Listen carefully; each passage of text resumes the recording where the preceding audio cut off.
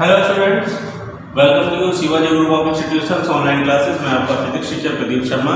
बेटा कक्षा 11 की क्लास में हम लोग जो चैप्टर पढ़ रहे थे वो है विमीय विश्लेषण, और इस विमीय विश्लेषण चैप्टर में हम लोगों ने स्टार्ट किया था विमाओं का उपयोग, है ना। यानी विमाओं का उपयोग हम क्या करते हैं, कैसे करते हैं, कितने प्रकार से करते हैं। उनमें से सबसे पहला प्रकार हमने पढ़ लिया था कि अगर किसी फॉर्मूले में फिजिक्स के आपको कोई एक ऐसा एलिमेंट दिया गया है जिसके बारे में आपको नहीं पता है, तो आप उस एलिमेंट का मात्रक भी ज्ञात कर सकते हो और उसकी विमा भी ज्ञात कर सकते हो, और फिर इन दोनों से आप ये भी बता सकते हैं कि वो कौन सा एलिमेंट था। जैसे हमने कि एक क्वेश्चन किया था s = 80 में हमने s को देखा था दूरी है, t को देखा था समय है, तो फिर हमने a को ज्ञात किया था कि ये जो था वो चाल था, मतलब मीटर प्रति सेकेंड था। क्लियर है। चलिए अब हम एक काम करते हैं, आज हम आपको एक और नई चीज सिखाते हैं जिसमें हम ये भी पता कर सकते हैं कि अगर कोई सूत्र आपको दिया गया है तो वो दिया गया सूत्र आपका सही है या गलत। ठीक, मान लेते हैं आपको एक फॉर्मूला दिया गया है, एक सूत्र दिया गया है, जो सूत्र है F = mv/r। ठीक, इस सूत्र में जो आपको एलिमेंट है वो आपको पता होनी चाहिए। जैसे F क्या है, बल है, m क्या है, द्रव्यमान है, r क्या है, दूरी है, त्रिज्या पर काम कर रही है, v जो है वो चाल है। तो ऐसे लिखेंगे F क्या है, बल है, m क्या है, द्रव्यमान है, ठीक है, v क्या है, चाल है, और r क्या है, त्रिज्या है। बेटा हम फटाफट क्या करते हैं, इनकी विमा लिखते हैं। बल की विमा जो होगी वो होगी m×10⁻², द्रव्यमान की जो विमा होगी वो होगी m, चाल की जो विमा होगी वो होगी m⁻⁻1, और त्रिज्या की जो विमा होगी वो होगी l। अगर आपको ये सब चीजें पता है तो ही आप इस न्यूमेरिकल को, इस तरह से प्रॉब्लम को सॉल्व करेंगे। अगर नहीं पता है तो आपको थोड़ी सी प्रॉब्लम आएगी। मतलब हम पहले भी आपको बता चुके हैं कि भाई अब आपको प्राइमरी कुछ विमाएं याद करके रखनी पड़नी है। क्यों? क्योंकि आप जब न्यूमेरिकल लगाओगे तो भाई ये चीजें प्राइमरी हैं, आपको याद रखनी चाहिए। ठीक है, तो आइए हम बताते हैं हम क्या करेंगे। हमको ये पूछा जाएगा, कहा जाएगा बताइए कि ये जो आपको समीकरण दिया गया है, ये जो आपको सूत्र दिया गया है, ये सही है या गलत, यानी सत्य है या असत्य बताना है। और ये भी एक पॉइंट उसके आगे बढ़ा सकते हैं कि अगर ये फॉर्मूला आपका गलत है तो सही फॉर्मूला क्या होगा, कैसे बनाएंगे। ठीक, हम आपको आज दोनों ही चीजें बताएंगे। तो सबसे पहले क्या करते हैं, इसको चेक करते हैं कि ये सही है या गलत। चेक करने के लिए आपको बहुत छोटा सा काम करना है। दोनों पक्षों में जो आपको विमाएं दी जाएंगी, इन दोनों पक्षों में आप ये विमाएं रख दीजिए, और जब आप दोनों पक्षों में विमाएं रख देंगे, अगर पक्षों की विमाएं, दोनों पक्षों की विमाएं LHS और RHS की विमाएं यदि बराबर आ जाती हैं तो इसका मतलब है कि आपका फॉर्मूला सही है। और अगर ये विमाएं बराबर नहीं आती है तो इसका मतलब आपका फॉर्मूला क्या है, गलत है ना। तो आइए हम क्या करते हैं, इनको सॉल्व करते हैं, सॉल्यूशन जाते हैं और लिखते हैं दोनों पक्षों में विमीय सूत्र लिखने पर, दोनों पक्षों में विमीय सूत्र लिखने पर, विमीय सूत्र लिखने पर। चलिए आप दोनों पक्षों में क्या करेंगे, विमीय सूत्र लिखेंगे। तो इस पक्ष में जब आप विमीय सूत्र लिखेंगे तो आपको क्या लिखना है, mn/2। क्यों? क्योंकि ये f है, f बल है, बल का विमीय सूत्र ये होने वाला है। राइट हैंड साइड में आप द्रव्यमान लिखेंगे, द्रव्यमान का विमीय सूत्र क्या होगा, m होगा। v है, चाल है, चाल का विमीय सूत्र क्या होगा, L⁻⁻1 होगा। अपॉन में आ रही है त्रिज्या, दूरी है, दूरी का विमीय सूत्र केवल क्या होगा, l होगा। ठीक है, अब हम LHS में कोई परिवर्तन नहीं करेंगे क्योंकि LHS आपका जो है वही रहेगा। RHS में सबका हम क्या करते हैं, गुणा भाग कर लेते हैं, यानी घातों का यानी विमाओं का हम योग कर लेते हैं।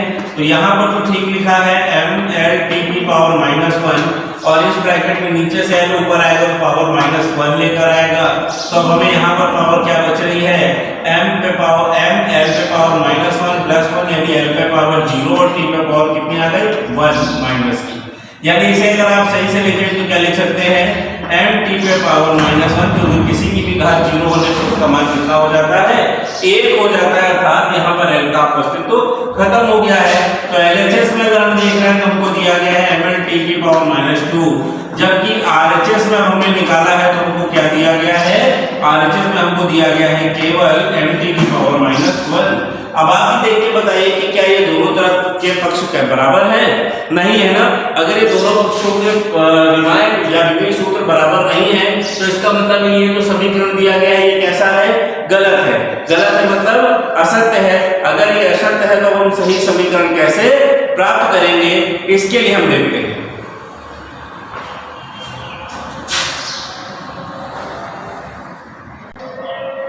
तो अब क्या करते हैं? अब हम ये करते हैं कि इसका सही सूत्र प्राप्त करना। किसके लिए सूत्र प्राप्त करना है ये बता सकते हैं? बल यानी F के लिए सूत्र प्राप्त करना है।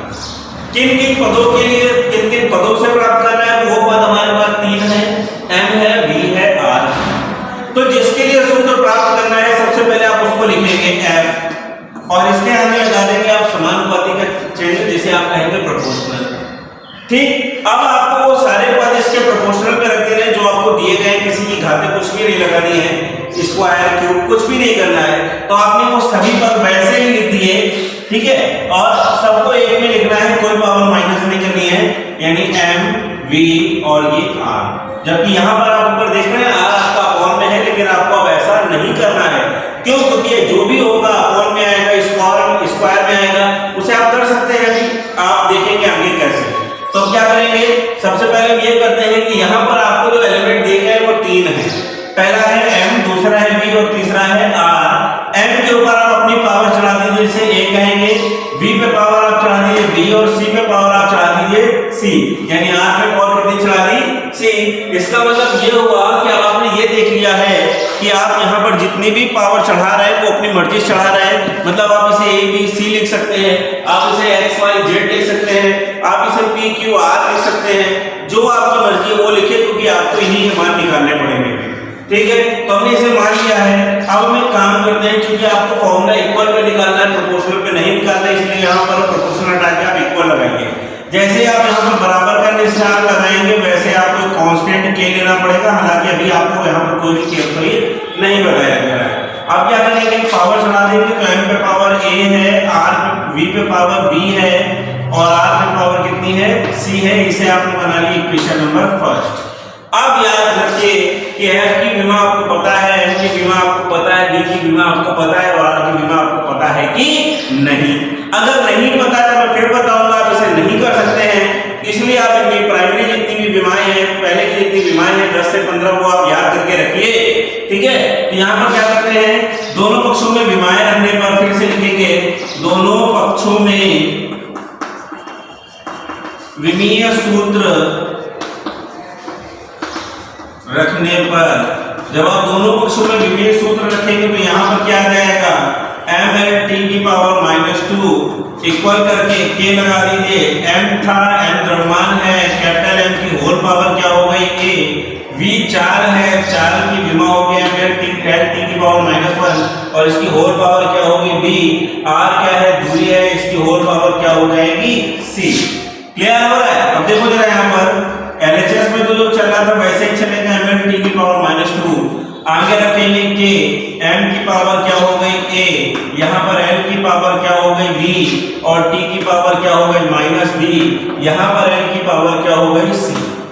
बच्चों पढ़ के आ रहे होंगे जिनके आधार समान होते हैं उनकी घातें हम जोड़ भी सकते हैं, उनकी घातें हम घटा भी सकते हैं। तो हम क्या करेंगे? देखेंगे गुणा में L की पावर b और L की पावर c दोनों का प्लस है, तो इन दोनों को जोड़ लेंगे। तो यहाँ पर क्या लिखेंगे? M L t की पावर -2, यहाँ पर k चल रहा है, एक ब्रैकेट में लिखेंगे तो M की पावर a, L की पावर b प्लस c और t की पावर -b। ठीक है, इतना लिखने के बाद अब आप देखो कि दोनों पक्षों में आपको तीनों पद मिल चुके हैं। लेफ्ट हैंड साइड में भी MLT है, राइट हैंड साइड में भी MLT है।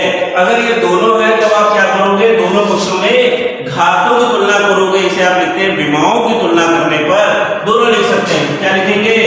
दोनों पक्षों में विमाओं की तुलना करने पर, विमाओं की तुलना करने पर। अच्छा, दोनों पक्षों में जब विमाओं की तुलना करेंगे तो क्या करेंगे? ध्यान से देखो, M की M से तो मैं यहाँ लिख रहा हूँ फिर से, यहाँ पर है M की पावर 1, T की पावर L की पावर 1 और T की पावर -2, जबकि राइट हैंड साइड में K, M की पावर A, L की पावर B प्लस C और T की पावर -b। ठीक है। आप क्या करेंगे, दोनों पक्षों में चाहे विमा लिख दो या घाते लिख दो, एक ही बात है, दोनों पक्षों में विमाओं की जब तुलना करेंगे तो a के बराबर क्या आ गया है 1 और b प्लस c के बराबर क्या आ गया है 1 और माइनस का b बराबर क्या आ गया है माइनस का 2। ठीक है, तो यानी b बराबर आप 2 भी लिख सकते हैं, ये समीकरण 2 हो गया है, ये समीकरण 3 हो गया और ये समीकरण 4 हो गया है। अब आप देखिए a का मान पता चल गया, b का पता चल गया, c का प्राप्त करना है तो b का मान कहाँ रख देंगे समीकरण 3 में, तो लिखेंगे b का मान कहाँ रखने पर समीकरण 3 में। जैसे ही आप मान रखोगे तो आपको मिल जाएगा 2 प्लस c बराबर क्या है 1, यानी c बराबर क्या आ गया -1। देखो भैया मिल गया ना, a बराबर कितना आया 1, b बराबर कितना आया 2 और c बराबर कितना आ गया -1। ये तीनों मान मिल गए, इन तीनों मान को कहां रख सकते हैं अपने समीकरण नंबर 1 में। ठीक है, जब आप समीकरण 1 में रखना चाहोगे तो आपको क्या मिलेगा f = k m v r के m एक की पावर कितनी है 1, v की पावर कितनी है 2 और c की पावर कितनी है -1। देखो पावर -1 है, अपॉन में लेकर आओगे पावर कैसी हो जाएगी प्लस की हो जाएगी, यानी f = k m v² upon में क्या आ गया r। ठीक है, अब जब हमने समीकरण शुरू किया था तो इसमें आपको कोई भी नियतांक नहीं दिया। अगर यहाँ पर आपको कोई नियतांक नहीं दिया जाएगा तो आप बिल्कुल दिमाग का उपयोग मत कीजिए, सीधे से लिख दीजिए प्रयोगों के आधार पर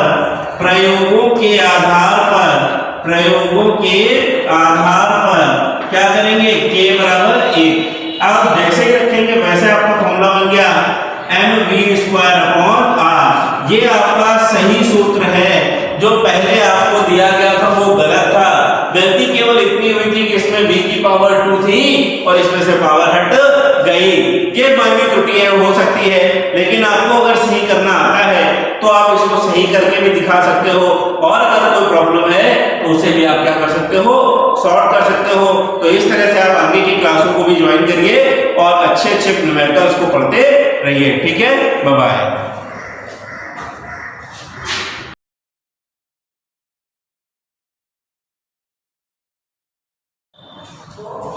Hello students, myself Anand Saini, I am your chemistry tutor. Let's start to learn chemistry. Start करते हैं आज का चैप्टर। चैप्टर चल रहा है आपका रिडॉक्स रिएक्शन और टॉपिक है रिएक्शन बैलेंसिंग। बेटा रिएक्शन बैलेंसिंग में हमने आपको बताया था 2 मेथड होते हैं, एक होता है ऑक्सीडेशन नंबर मेथड और दूसरा होता है आयन इलेक्ट्रॉन मेथड।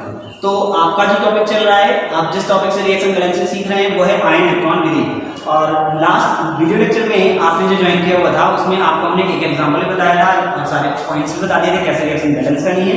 इसके अलावा पीडीएफ फाइल आपको पहले भी ऑलरेडी दे दी गई थी, लेकिन अब आज के क्वेश्चन के बाद मैं आपको फिर से एक पीडीएफ फाइल प्रोवाइड करा दूंगा जिसमें बहुत सारे एक्सरसाइज रहेंगी, तो आप प्रैक्टिस जरूर करते हैं, दैट इज कंपल्सरी।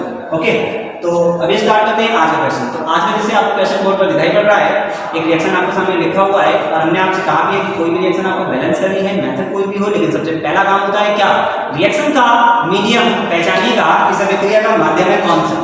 देखें मैंने आइडेंटिफाई कर दिया है, उसको अलग से सर्कल में कर दिया गया है, OH लिखा है ना, OH लिखा होगा, कोई क्षार लिखा होगा, तो अभिक्रिया होगी कौन से माध्यम में, क्षारीय माध्यम में। तो यहाँ पर मैंने आपको लिख दिया है रिएक्शन है किस माध्यम में, क्षारीय माध्यम में। चलिए जब आपको माध्यम पता चल गया है तो आप रिएक्शन बैलेंस करेंगे। अब आपका काम है कि आपको बनाने हैं 2 हाफ रिएक्शन, 2 हाफ रिएक्शन बनाएंगे। Okay let's start. 2 half reaction जब आप बनाते हैं तो बेटा देखेंगे क्या करेंगे हम लोग इसमें। 2 हाफ रिएक्शन बनाने के लिए मेन एलिमेंट से आपको 2 हाफ रिएक्शन बनाने होते हैं, तो मेन एलिमेंट है आपके पास में phosphorus PS3 and P2 also H2PO2-। Okay main element आप देखिए बैलेंस है, एक फास्फोरस एक फास्फोरस एक फास्फोरस। दोनों हाफ रिएक्शन में सारे एलिमेंट बैलेंस रहेगा। 3 हाइड्रोजन है, दैट्स व्हाई आप यहाँ पर क्या करोगे, हाइड्रोजन लिख दिया आपने 3 H+। 2 ऑक्सीजन है, यहाँ पे एक भी ऑक्सीजन नहीं है, तो ओके एग्जैक्टली। अब आप देखोगे हाइड्रोजन हो गए यहाँ पर 2 और यहाँ पर है 4, तो आप क्या करोगे बेटा 4 H+ आयन ऐड कर दीजिए। देन इसके बाद में आपका काम है, जब आपने एलिमेंट बैलेंस कर लिया है तो आप क्या बैलेंस करना है 4, लेकिन पहले 4 चेक तो करो, यहाँ पर कुछ दिख रहा है प्लस माइनस, नहीं तो 0 हो गया। यहाँ पर कुछ दिख रहा है, हाँ इस पर तो कुछ नहीं, लेकिन यहाँ पर 4 है तो आप +3 लिख दोगे। यहाँ पर कोई 4 नहीं, 0 हो गया। यहाँ पर कोई 4, देखिए यहाँ पर कितना आ रहा है, कितना आया बेटा, देखिए एक गड़बड़ है यहाँ पर, हाइड्रोजन यहाँ पर टोटल 4 है, यहाँ पर पहले से 2 लिखा हुआ है, इसका 2H प्लस लिखोगे और जब चार्ज की बात आएगी तो चार्ज कितना हो जाएगा 2 प्लस का और माइनस तो हो जाएगा प्लस। ओके, तो ये आपका चार्ज नोट अप कर लिया है आपने। अब आपको क्या करना है, चार्ज बैलेंस करने के लिए इलेक्ट्रॉन जोड़ते हैं। इलेक्ट्रॉन को कहाँ जोड़ते हैं, जहाँ पर पॉजिटिविटी ज्यादा होती है। तो +3 है और 0 है, कहाँ पर इलेक्ट्रॉन ऐड करेंगे, यस +3 के साइड कितने 3 ऐड करिएगा तो +3 -3 मिलकर हो जाएगा 0, इधर भी है 0, यहाँ पर +1 है तो ऑब्वियस आप यहाँ पर इलेक्ट्रॉन ऐड कर दीजिए। जब आप इलेक्ट्रॉन ऐड कर लेते हैं तो आपका काम क्या होता है, इलेक्ट्रॉन बैलेंस करना होता है। इस आप रिएक्शन में 3 इलेक्ट्रॉन है, यहाँ पर 1 इलेक्ट्रॉन आप क्या करोगे, बैलेंस करिए, इट मीन मल्टीप्लाई करेंगे, 3 से मल्टीप्लाई करेंगे होल रिएक्शन में आएगा, आपको यहाँ से नया रिएक्शन मिल जाएगा, क्या आएगा, मल्टीप्लाई करें 3p 6H2O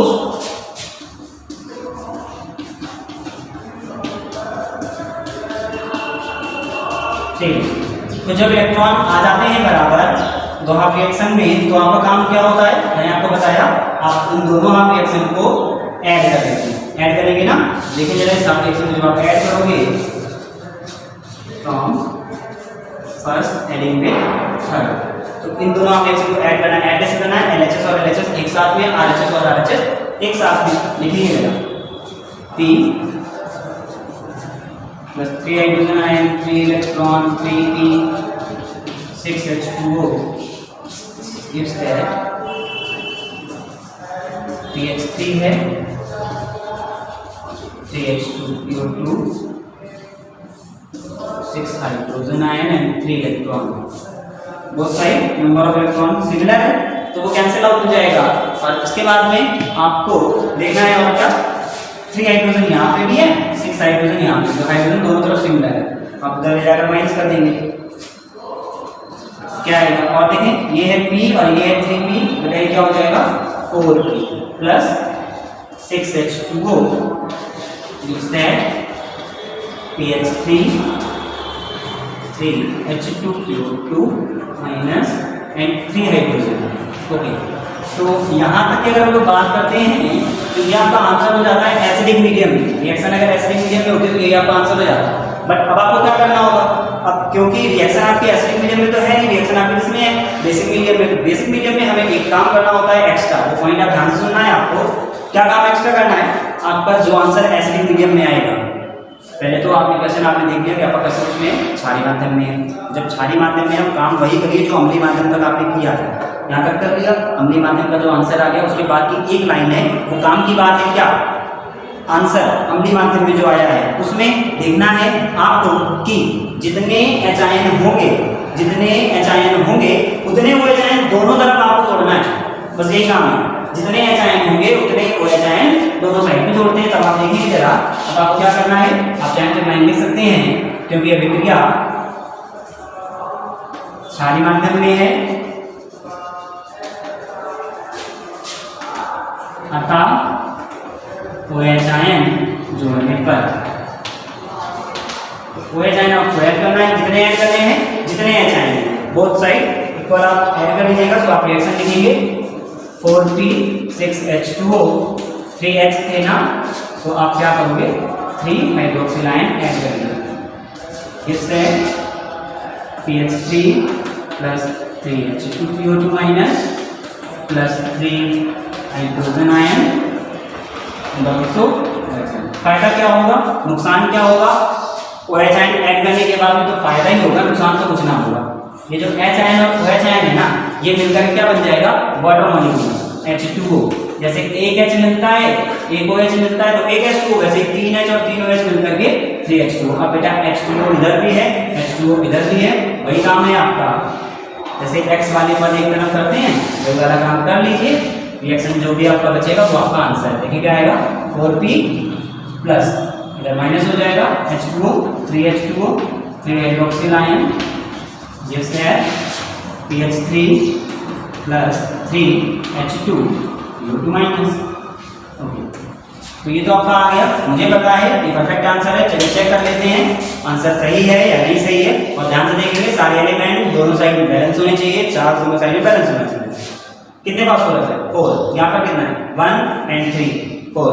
ओके, हाइड्रोजन कितना है 3 + 6 and 3 9, यहाँ पर कितना है 3 and also 6, टोटल 9। ऑक्सीजन कितना है 3 and 3 6, यहाँ पर कितना है 3 and 3 6, सॉरी 3 + 6। एलिमेंट तो बैलेंस है, चार्ज चेक करिएगा चार्ज कितना है। तो हमने आपसे कहा था आगे जो नंबर लिखा होता है उसका चार्ज मल्टीप्लाई होता है। तो यहाँ पर मल्टीप्लाई करेंगे -4 में 3 से 3 नेगेटिव और ऑल्सो 3 नेगेटिव, तो दोनों तरफ चार्ज भी आपको मिल गया है बराबर, एलिमेंट भी मिल गया है बराबर। तो रिएक्शन हो गई है आपकी balance. This is the simplest method. आपने बैलेंस किया रिएक्शन को और आपको जो पीडीएफ फाइल प्रोवाइड किया जा रहा है ग्रुप में, आप प्रैक्टिस करते रहें, पहले भी कर चुके तो कोई बात नहीं, एक को करेंगे। Thank you.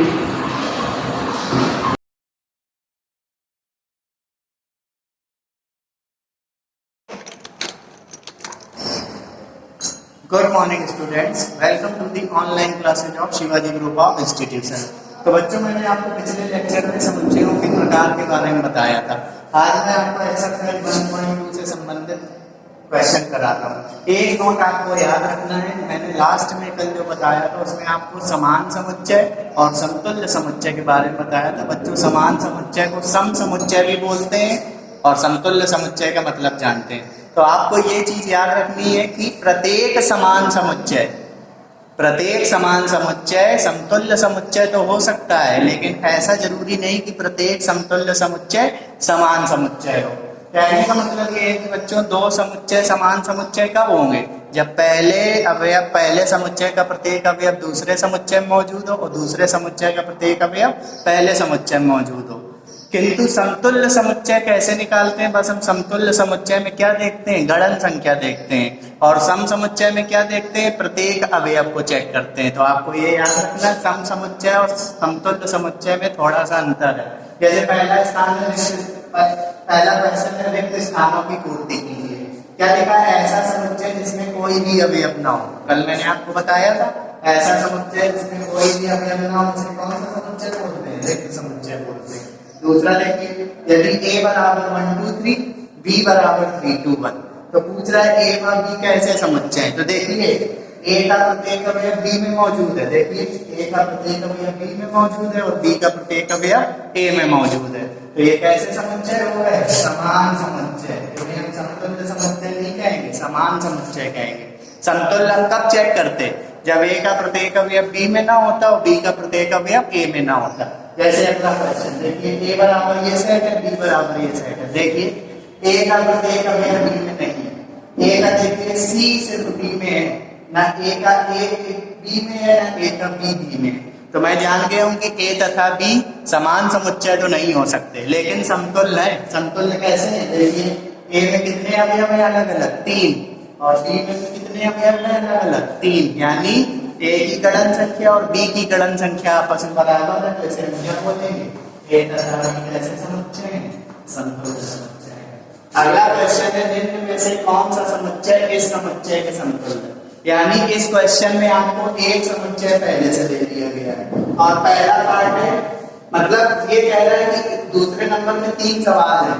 तो कह रहा है बताइए ये सवाल इसके समतुल्य है, दूसरे में ये सवाल इसके समतुल्य है, तीसरे में ये सवाल इसके समतुल्य है। तो ये कॉमन क्वेश्चन दिया गया है। तो इसको मैं मान के चल रहा हूँ, a बराबर कितना? 4 7 11 17 20। और जो पार्ट फर्स्ट में सवाल दिया उसे हम क्या मान ले रहे हैं? b के बराबर।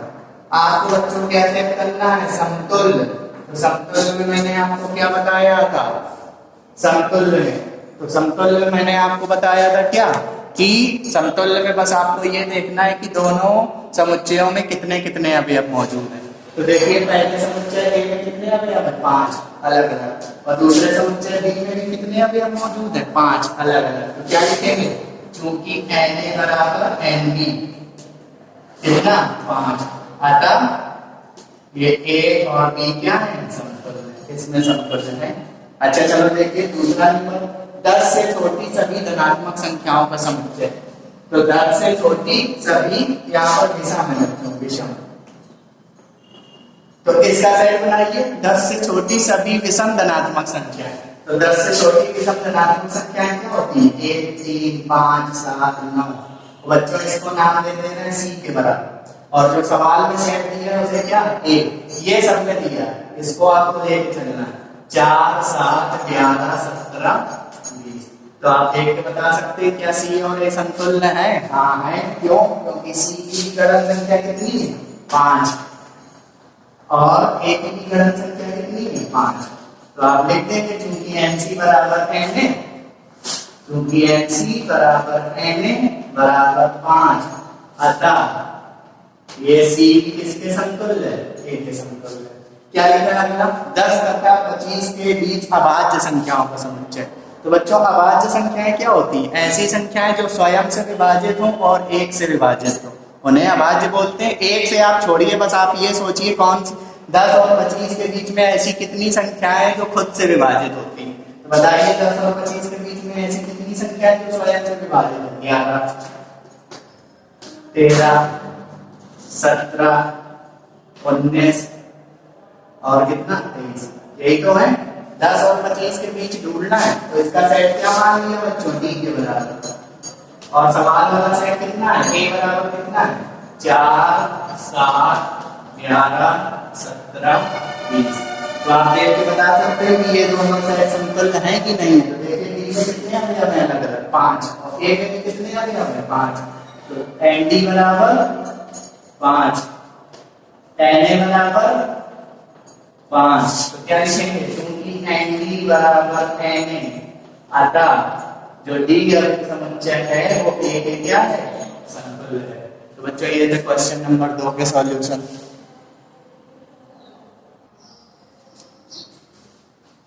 तो बच्चों अगला क्वेश्चन है तीसरा नंबर, निम्नलिखित में से कौन सा समुच्चय परिमित है और कौन सा अपरिमित है? ये कुछ कथन दिए गए हैं, इन कथन के अनुसार आपको समुच्चय का निर्माण करना है सूची विधि का, और आपको ये चेक करना है कि कौन सा समुच्चय परिमित है, कौन सा अपरिमित है। तो एक बार फिर, परिमित समुच्चय क्या होते हैं? जिनमें अवयवों की संख्या गिन सके। और अपरिमित समुच्चय क्या होते हैं? जिनमें अवयवों की संख्या काउंट न कर सके।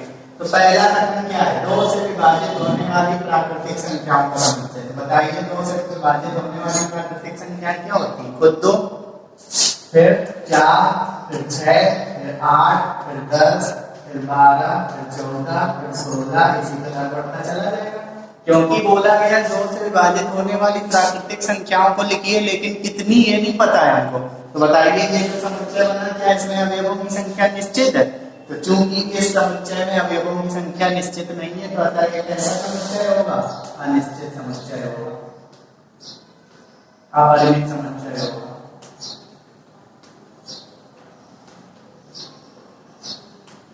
आप इसको कैसे लिखेंगे? सबसे पहले इसका समुच्चय बनाएंगे, फिर लिखेंगे चूंकि इस समुच्चय में अवयवों की संख्या अपरिमित है, मतलब गिनी नहीं जा सकती, अतः ये कैसा समुच्चय? अपरिमित। बताइए 8 से छोटी प्राकृतिक संख्याओं का समुच्चय। तो 8 से छोटी कितनी प्राकृतिक संख्याएं होती हैं? 1, 2, 3, 4, 5, 6, 7। एक तो है प्राकृतिक संख्या जो 8 से छोटी, गिनिए, इनको आप काउंट कर सकते हैं। 1, 2, 3, 4, 5, 6, 7। तो क्या लिखेंगे? क्योंकि इस समुच्चय में अवयवों की संख्या निश्चित है, अतः ये कैसा समुच्चय? अपरिमित। ये समुच्चय ये समुच्चय हो गया परिमित। ये कैसा हुआ? अपरिमित हुआ। -18 से बड़े पूर्णांकों का समुच्चय। तो -18 से बड़े पूर्णांक क्या होते हैं? -18 से बड़े पूर्णांक क्या होंगे? -18 से बड़े पूर्णांक क्या होंगे? -17, -16, -15, -14, -13, -12, इसी प्रकार चलते जाएंगे। फिर 0, फिर 1, फिर 2, फिर 3। इसका मतलब यहाँ पर कितना बोला गया है? सिर्फ -18 से बड़े पूर्णांक। लेकिन -18 से बड़े कितने पूर्णांक है इसकी हम गिनती नहीं कर पा रहे हैं।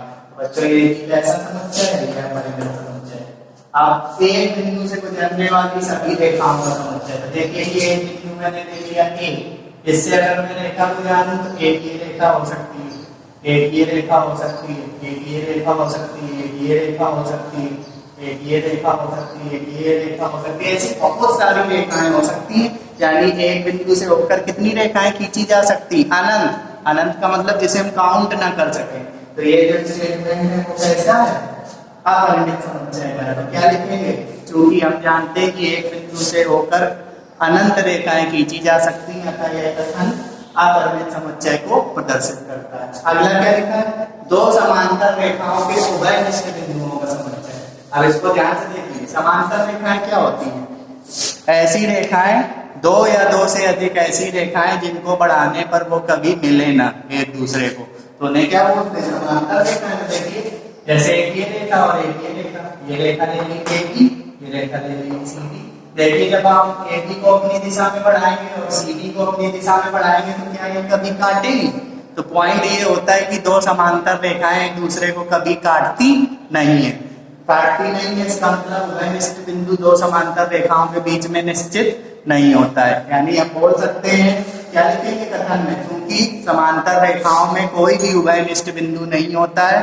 तो बताइए समुच्चय कैसा है, रिक्त समुच्चय है फाई, क्योंकि समांतर रेखाएं एक दूसरे को कभी कट नहीं करेंगी, और जब कट नहीं करेंगी तो उभयनिष्ठ बिंदु नहीं मिलेगा। उभयनिष्ठ बिंदु का मतलब दो रेखाएं एक दूसरे को कहां पे कट कर रही है, देखिए ये रेखा और ये रेखा एक दूसरे को इस पॉइंट पे कट कर रही है, इसे ही बोलते हैं क्या, उभयनिष्ठ बिंदु। लेकिन ये तो असमांतर रेखा है, ये देखिए समांतर रेखा है, देखिए ये दोनों रेखाएं एक दूसरे को कहीं पर भी नहीं मिल रही। तो दो समांतर रेखाएं एक दूसरे को कहीं पर नहीं प्रतिच्छेदित करती, तो आप क्या लैंग्वेज लिखेंगे, क्योंकि दो समांतर रेखाएं एक दूसरे को कहीं पर प्रतिच्छेदित नहीं करती हैं, अतः ये एक ऐसा समुच्चय है रिक्त समुच्चय। और बच्चों रिक्त समुच्चय की परिभाषा क्या है, ऐसा समुच्चय जिसमें कोई भी अवयव ना हो। तो इसका मतलब इसमें कोई भी बिंदु मौजूद नहीं है, मतलब ये कैसा समुच्चय, परिमित है। कोई भी का मतलब कोई है ही नहीं, तो आपको ये याद रखना है रिक्त समुच्चय को परिमित समुच्चय बोला जाता है। तो ये कैसा है, परिमित समुच्चय होगा। अगला क्या लिखा है, n कोटि के समीकरणों के मानों का संग्रह। n कोटि क्या लिखा है ये समझिए, जैसे आप हाई स्कूल में पढ़ के आए द्विघात समीकरण, द्विघात समीकरण के कितने मूल होते हैं, 2, यानी जब उसको हल करते हैं तो कितने आंसर मिलते हैं, 2। इसी प्रकार के एक घात का समीकरण, उसको हल करते हैं तो कितना आंसर मिलता है, 1। इसी प्रकार त्रिघात के यानी 3 घात के समीकरण, तो आंसर कितना मिलेगा, 3। यानी सब आंसर निश्चित है ना। अगर मैं कह दूं यहाँ पर n की जगह 2 कर दूं, यानी 2 कोटि का समीकरण, 2 कोटि का समीकरण का मतलब द्विघात समीकरण। तो बच्चों द्विघात समीकरण को हल करते हैं तो कितने आंसर आते हैं, 2 निश्चित है ना। तो इसी प्रकार n कोटि के समीकरण को हल करेंगे तो कितने आंसर आएंगे, n। तो ये कैसा समुच्चय होगा, परिमित होगा, अपरिमित नहीं होगा। अगला क्या लिखा है, x belongs to x, x such that x belongs to n, मतलब x का जो मान है वो प्राकृतिक संख्या है, और इसमें कंडीशन लगी है x का मान 10 से बड़ा लेना है, यानी x की जो वैल्यू है वो 10 से बड़ी प्राकृतिक संख्याएं चाहिए। और 10 से बड़ी प्राकृतिक संख्याएं क्या होती है, 11, 12, 13, 14, 15, लेकिन 10 से बड़ी तो बहुत सारी प्राकृतिक संख्या है, तो इसमें हम अवयवों की संख्या काउंट नहीं कर पाएंगे, तो इसे हम क्या बोलेंगे, ये अपरिमित समुच्चय। अगला क्या लिखा है, x such that x belongs to n, फिर से x जो है वो प्राकृतिक संख्या है, लेकिन अब की बार 100 से कम चाहिए। तो बताओ 100 से कम प्राकृतिक संख्याएं क्या होती है, 1, 2, 3, 4, 5, और 100 से कम का मतलब डैश यहाँ पर क्या है, 99। अब बताइए इसको देखिए, परिमित है कि अपरिमित है, ये परिमित है। इसमें हालांकि अवयव बहुत ज्यादा है, लेकिन हम इसको गिन सकते हैं कि इसमें कितनी संख्या है, 99। जैसे हम क्या बोलेंगे, परिमित समुच्चय बोलेंगे। एक और सवाल है, चौथा नंबर क्वेश्चन, 6 से कम तथा 8 से अधिक पूर्णांकों का समुच्चय।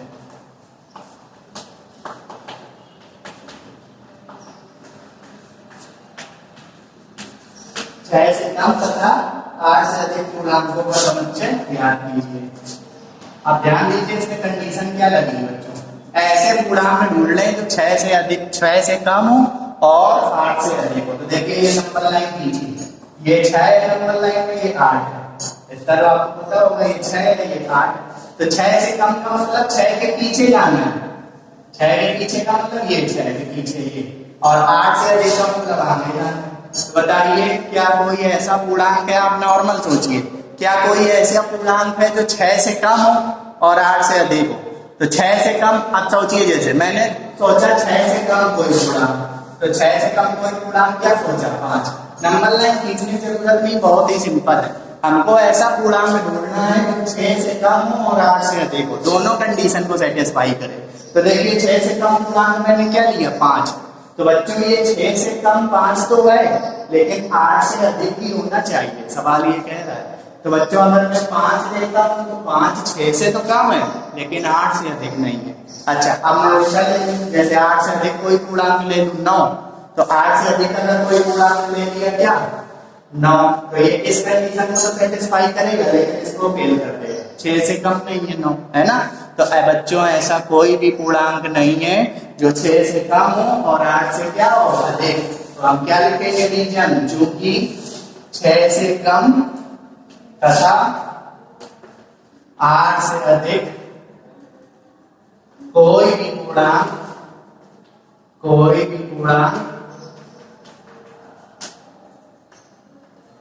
नहीं होता है। या इससे बड़े आप ऐसा लिखें, चूंकि ऐसा कोई भी पूर्णांक नहीं है, ऐसा कोई भी पूर्णांक नहीं है जो 6 से कम हो तथा 8 से अधिक। ऐसा कोई पूर्णांक है ही नहीं तो 6 से कम हो तथा 8 से क्या हो अधिक। अतः यह कथन, ये जो कथन दिया है वो कैसा समुच्चय हो गया अधिक, क्योंकि कोई है ही नहीं ऐसा चीज, कोई अवयव ऐसा है ही नहीं जो इस नियम को सेटिस्फाई करे। तो अतः यह कथन कैसा समुच्चय अधिक। तो अगर मैं इसे मानूं अतः यह कथन रिक्त समुच्चय का मतलब फाई है। तो ये था बच्चों चौथा नंबर क्वेश्चन का सॉल्यूशन। तो बच्चों आज के वीडियो में मैंने आपको एक्सरसाइज 1.2 के 4 नंबर तक के क्वेश्चन बताए हैं। अब मैं इस चैप्टर को आगे भी कंटिन्यू करूंगा। Thank you.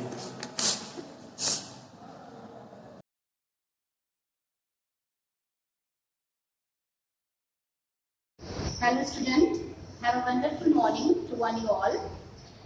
I am here, Pooja Vajpayee, welcoming you on this video lecture class. Students, we were studying the chapter pen ball, that is a short story portion, and we have completed 2 or 3 paragraphs, and the chapter was purposely related to a lady, that was a lady, Alice, and we were studying that the author got the reply from her, and when he got the reply from that lady, it was the feeling that was really different. He was feeling that he was in 7th heaven.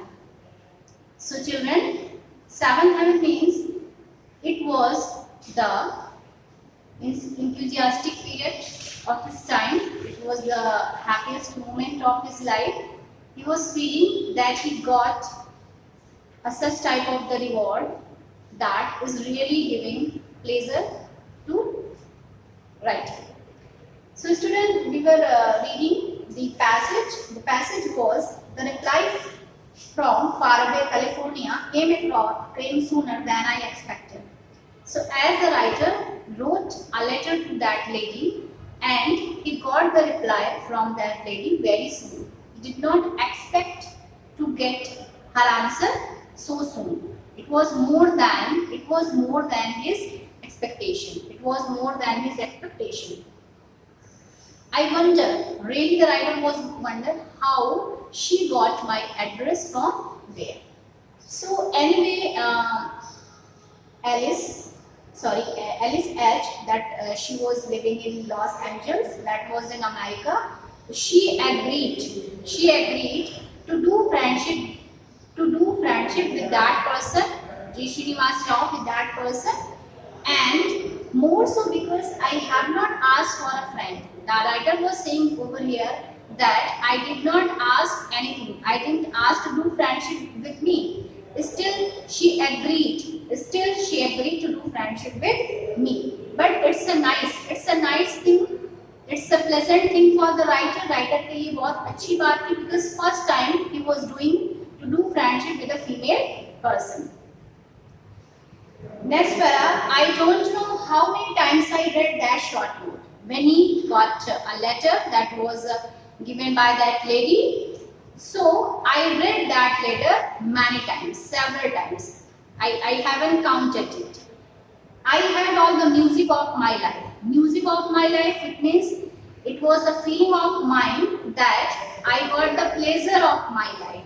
I got the happiest moment of my life, and I felt I was in seventh heaven. The writer is speaking over here, I was in seventh heaven. Seventh heaven means I state of supreme happiness. I state of supreme happiness. The writer is speaking over here that he is in a state of happiness. He is in a state of happiness. I was in my correspondence. I was careful in my correspondence. Correspondence means patra. Whenever you write a letter to someone and another person also write a letter to you. I was very careful. It means to say I was very aware of it because and wrote nothing that might upset an unknown American girl because he was an Indian and that lady belongs to America, so she was an American lady. So I was very careful to write even a single of word to her. I was very careful to write even a single of word to her because it was into my mind that it might maybe happen. It might be happen that any word, any type of the word may hurt. कोई ऐसा शब्द मैं ना लिखूं जो उसको क्या कर दे, उसको अपसेट कर दे.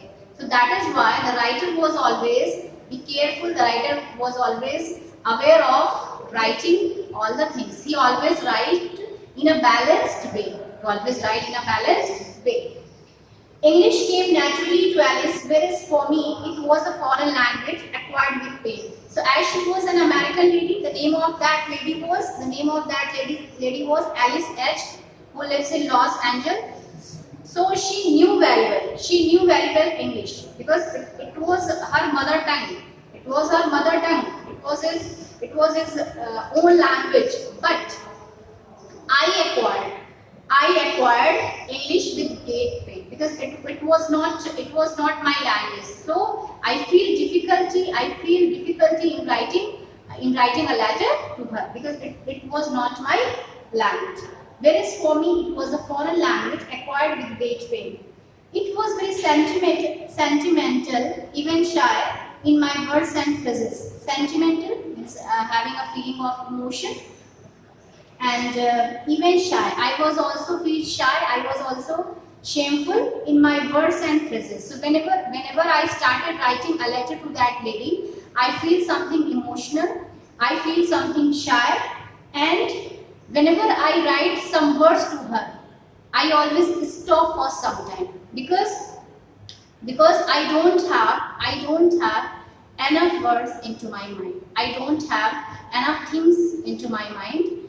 And phrases, but hidden somewhere in the corner of my heart was a sense of romance that dared not express. Sense of romance. Sense of romance is a feeling of excitement and mystery that is purposely related to love. A feeling of excitement, a feeling of mystery that is purposely related to love. A good feeling, a pleasant feeling that you people have. So, foreign language. But hidden somewhere. The writer is saying here that there is a sense of romance into my heart.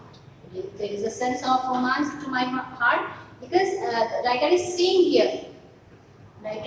here that he is getting romantic to that lady. A sense of romance was into his heart, but the words are not enough. The words are not enough to express his feelings, to express his emotions to that lady because he was writing a letter in English and that was not his language and he was acquiring that language in a great pain.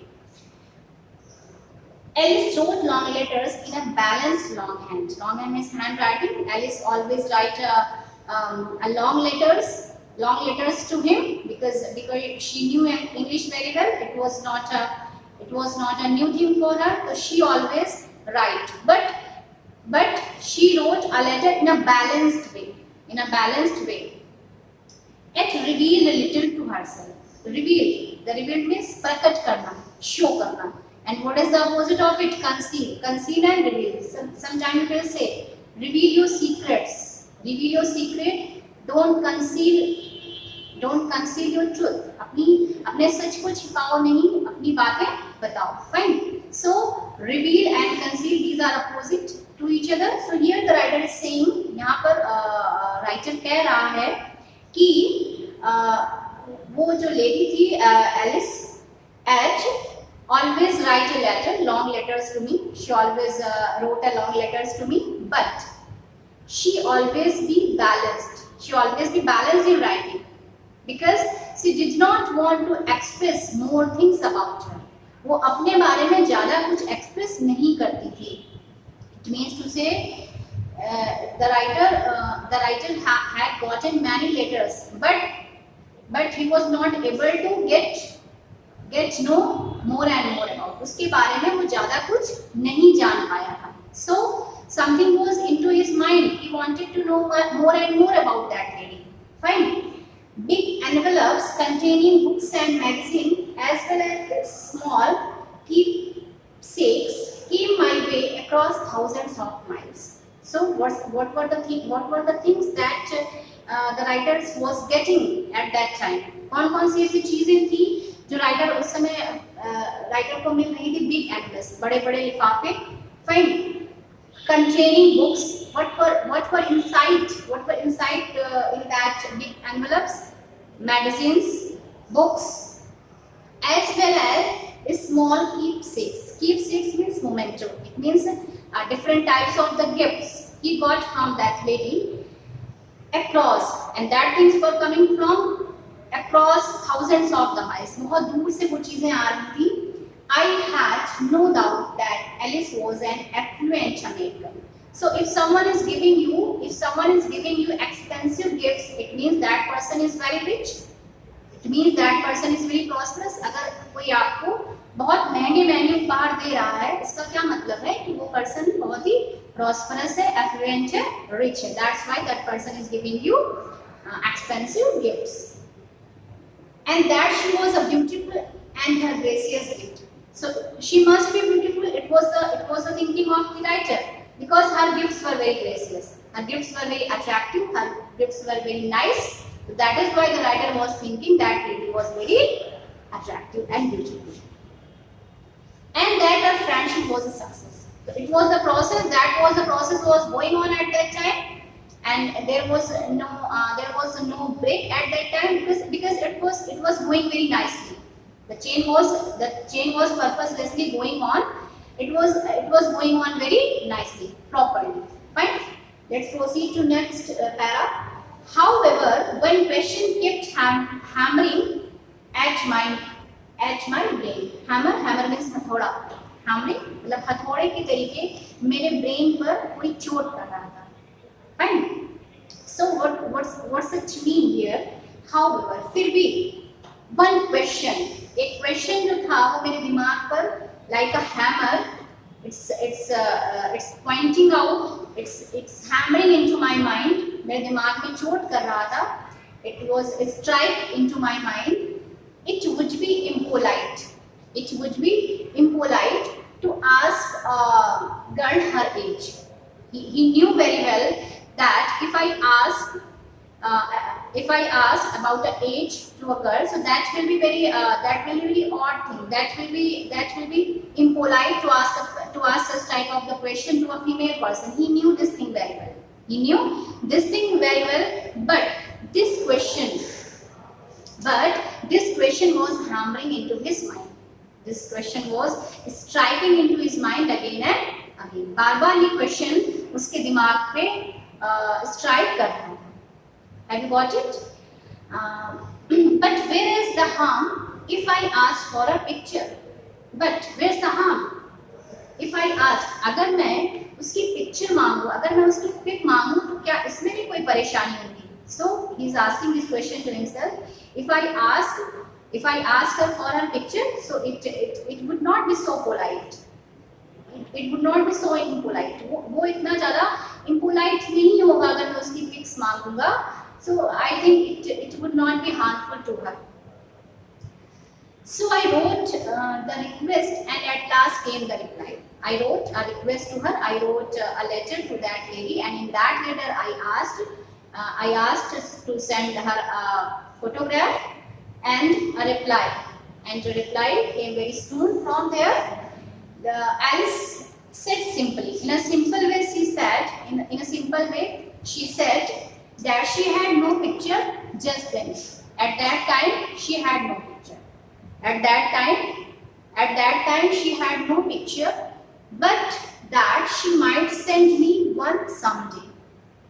If she have this picture, so she will send, and someday. She added that an average American girl was more chic than she. Chic means beautiful. So she added. She also informed that I am like an average American girl. I am not so beautiful. So this is I have today I completed till 4 para.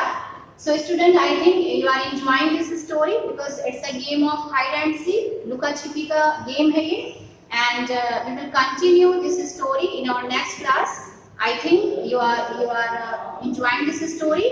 So it's enough for you today. Thank you and have a nice day to all you all.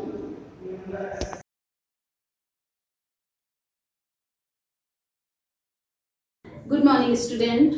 आज कक्षा 11 सामान्य हिंदी के अंतर्गत बच्चों हम आकाशदीप कहानी जो शेष रह गई थी उसको पढ़ेंगे।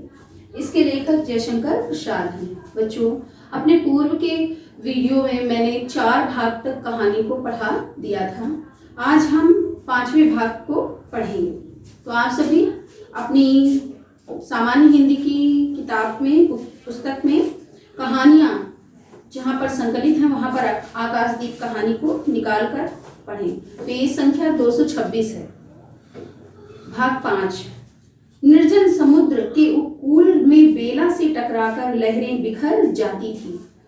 पश्चिम का पथिक थक गया, उसका मुख पीला पड़ गया। अपने शांत गंभीर हलचल में जलनिधि विचार में निमग्न था। वह जैसे प्रकाश का उन्मिलन किरणों से विरक्त था। चंपा और जया धीरे धीरे उस तट पर जाकर खड़ी हो गईं।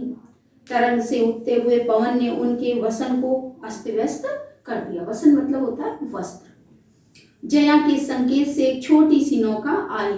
दोनों के उस पर बैठते ही नाविक उतर गया। जया नाव खेने लगी मतलब चलाने लगी। चंपा मुग्ध सी समुद्र के उदास वातावरण में अपने को मिश्रित कर देना चाहती थी। इतना जल, इतनी शीतलता, हृदय की प्यास न बुझी। पी सकूंगी नहीं तो जैसे बेला में चोट खाकर सिंधु चिल्ला उठता है उसी के समान रोदन करूं, या जलते हुए स्वर्ण गोलक सदृश अनंत जल में डूबकर बुझ जाऊं। चंपा के देखते देखते पीड़ा और ज्वलन से आरक्त विंब धीरे धीरे सिंधु में चौथाई आधा फिर संपूर्ण विलीन हो गया। एक दीर्घ निश्वास लेकर चंपा ने मुंह फेर लिया। देखा तो महानाविक का बजरा उसके समीप था।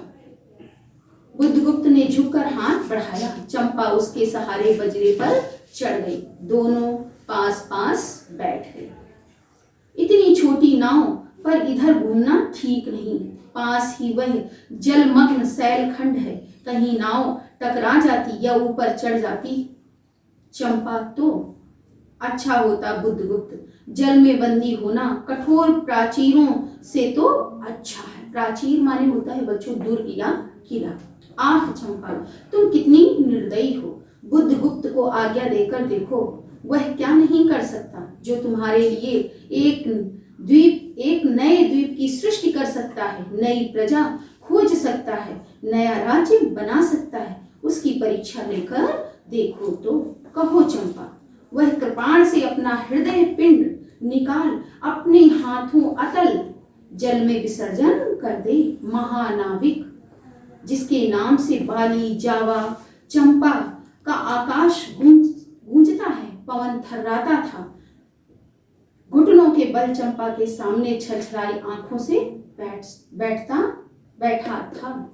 बच्चों, ये जो मैं आपको गद्यांश पढ़ा रही हूँ, इसमें चंपा जो है समुद्र में भ्रमण करती है। उसी दौरान बुद्धगुप्त आ जाता है और चंपा के समक्ष जो है प्रणय निवेदित कर रहा है।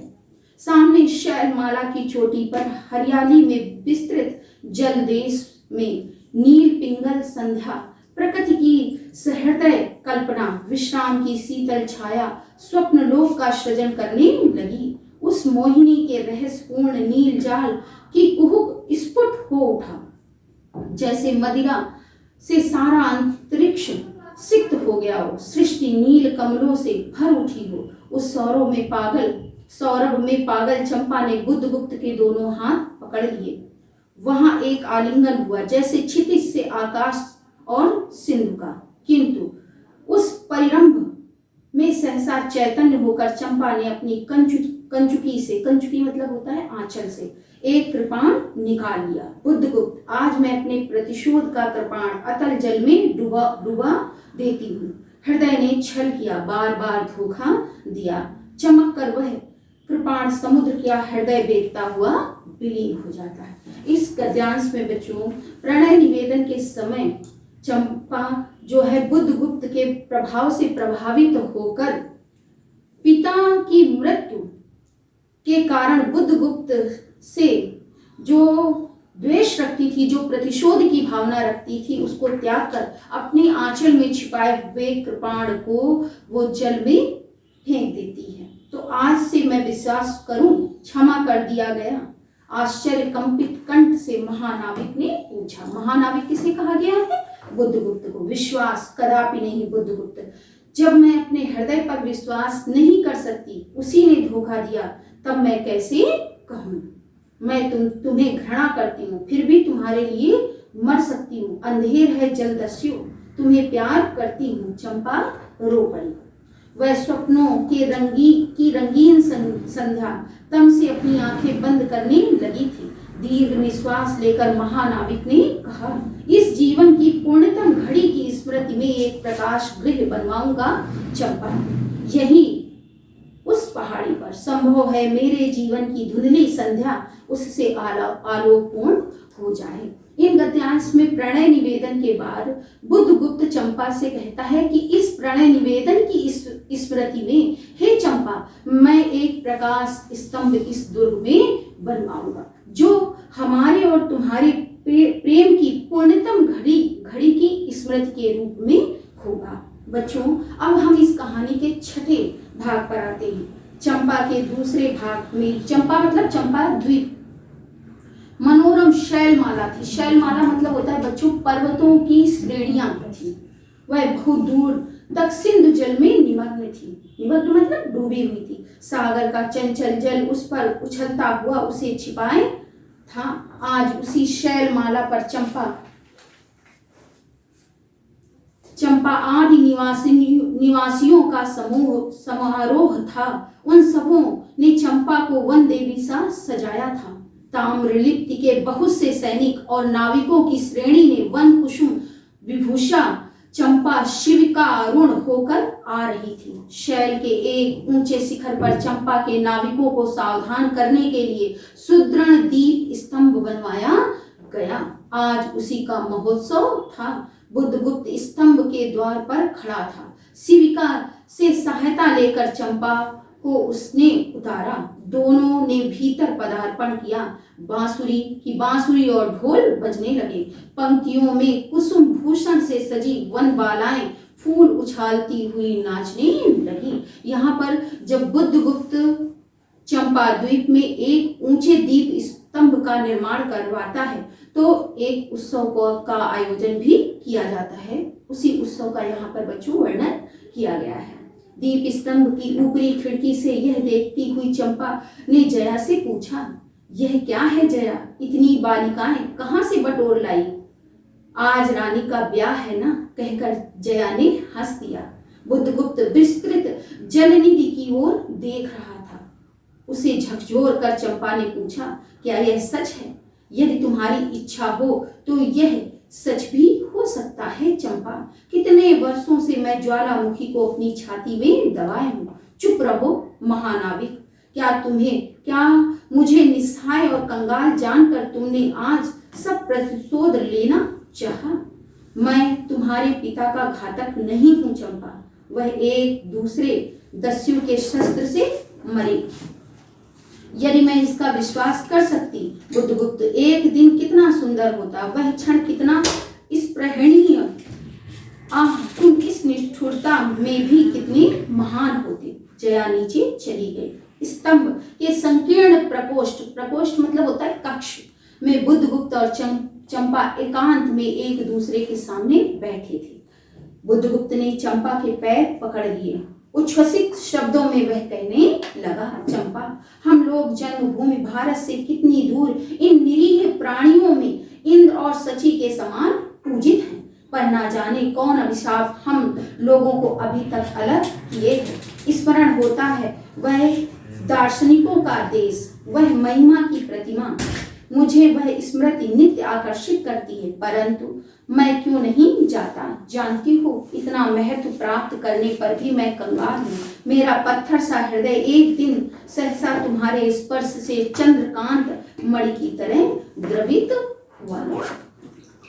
चंपा, मैं ईश्वर को नहीं मानता, मैं पाप को नहीं मानता, मैं दया को नहीं समझ सकता, मैं उस लोक में विश्वास नहीं करता, पर मुझे अपने हृदय के एक दुर्बल अंश पर श्रद्धा हो चली है। तुम न जाने कैसे एक बहकी हुई तारिका के समान मेरे शून्य में उदित हो गई। आलोक की एक कोमल रेखा इस निविड़ तम में मुस्कुराने लगी। पशुबल और धन के उपासक ने मन में किसी शांत और एकांत कामना की हंसी खिलखिलाने लगी, पर मैं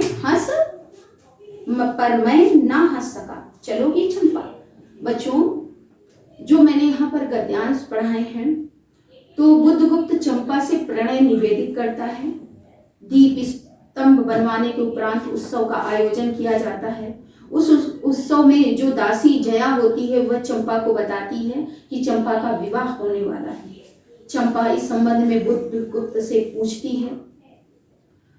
बुद्धगुप्त चंपा से विवाह करने की सहमति जानना चाहता है, परंतु चंपा उसके विवाह के प्रस्ताव को ठुकरा देती है। इसके उपरांत बुद्धगुप्त जो है उस द्वीप में रहकर भी स्वयं को क्या समझता है?